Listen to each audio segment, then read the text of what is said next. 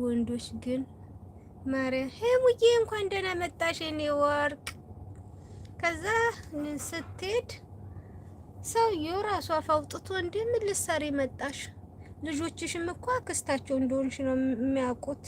ሴትዮዋን ፍጥጥ ብላ ትማራለች ታድጋለች ብላችሁ ያመጣችሁ ሴትዮ እሷ በሰራችሁ ቤት ባሏን ይዛ ምን ብላ እንዲህ ልጆቼ እንደሆኑ አንቺ አክስታቸው እንደሆንሽ ነው የሚያውቁት ምናምን ነገር አሉኝ።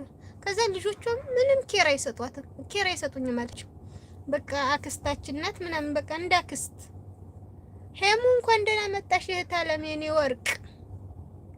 ተኝተሻል ብዬ ተስፋ ቆርጬ ነበረ።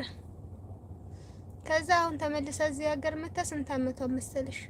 አሁን 3ኛ አመቴ ነው አለች። በቃ ከማንም ጋር አላወራም፣ ስራ ሰራለሁ፣ በቃ በላለሁ፣ ጠጣለሁ፣ ኖራለሁ። ለምን እንዴት እንደምታሳዝን መድኃኒዓለም። የጎዳና የሀገራችን የጎዳና ነዋሪ ራሱ እንዴት እንደሚያምር እና በሰራሁት